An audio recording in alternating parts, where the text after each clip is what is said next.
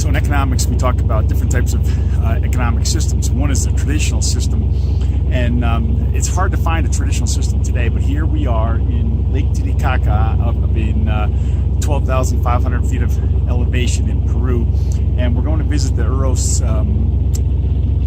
peoples, the tribe, if you will, and they would build, apparently, according to the rumors, they don't have much of an ancient history, but the Incans apparently kicked them off their land and they put them on these, and they escaped to these islands made of the floating islands, they call them, because they're made of these balsa wood reeds. And their economy, I first learned about it in 4th grade, and I learned all about these reeds and how they would make their balsa wood boats and so on.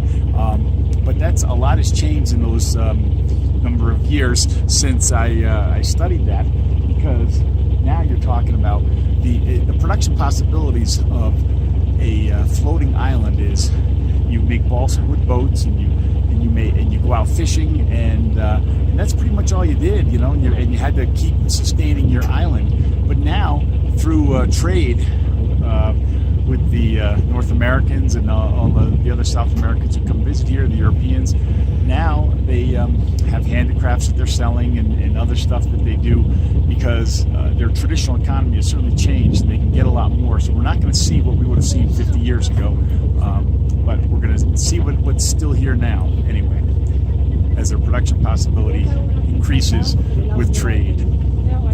There's a local fisherman or reed catcher that does not have a motor on his boat.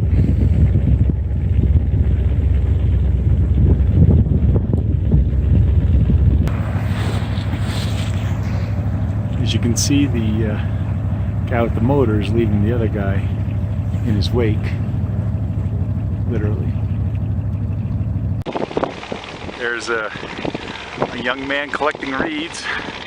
You notice he's got a motorized boat. Yeah, that's how they collect the reeds. There's a guy bringing in balsa reeds. Looks like he's got a motorboat, which of course you can afford if you've got. Well, you should see how our boat is being propelled. Yeah, and we're heading out on the balsa wood boat. Looks like the. Should not zoom. Yeah. So this guy's got to push us out here, get us moving. This is the double-decker boat. And he's bringing his reeds in to help shore up the island here. That's his job. Done a lot faster with a motorboat.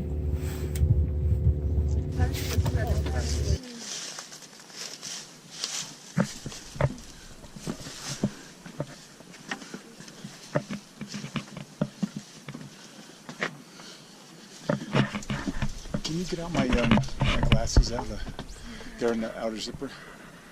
¿Un poco español o...? Sí. ¿De dónde nos visita? Where are you from?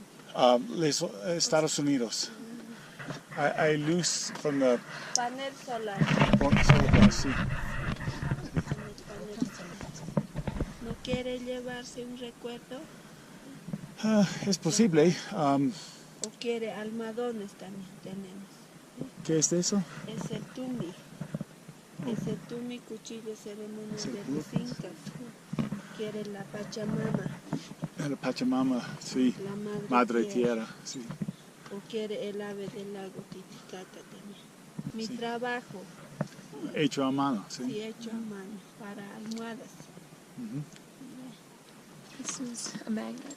Oh. ¿Y a quién pinta? Esto nosotros no lo hacemos, amigo. Dices, nosotros lo hacemos. Hecho a mano, sí. Sí. Todo lo que ves de Estos son no por hacemos, allá. sí. We're out here on one of the floating islands of the Uros, and you notice how life has changed for them with trade.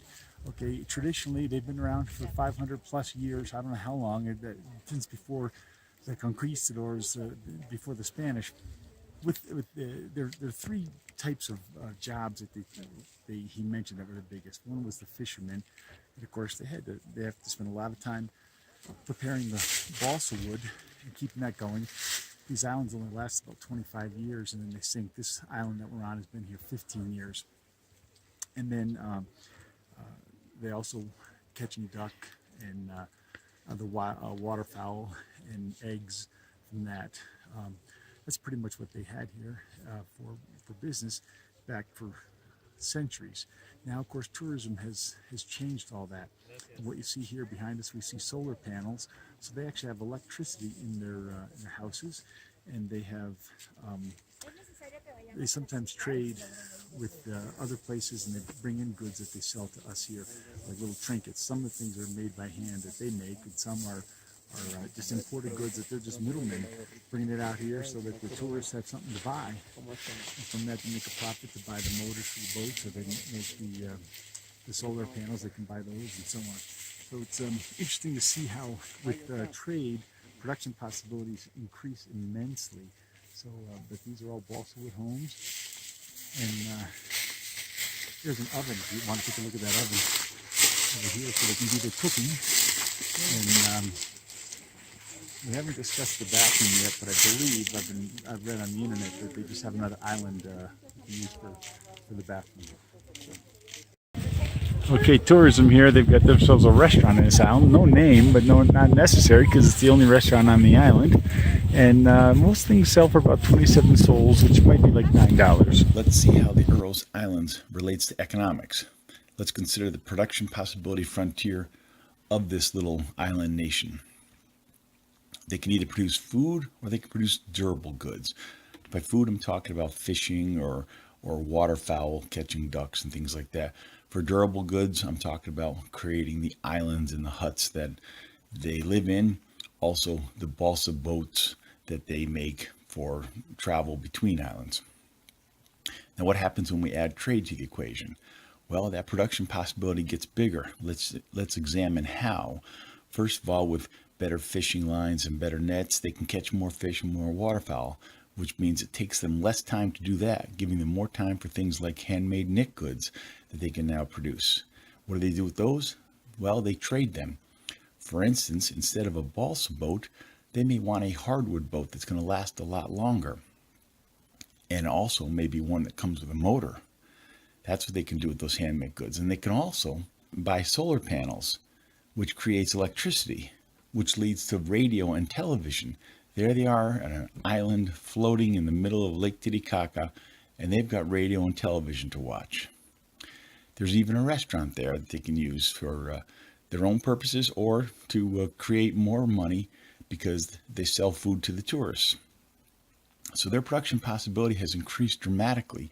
They're pushing things like handmade goods and restaurants because they can trade those things for solar panels, radios, televisions, and motors for their boats.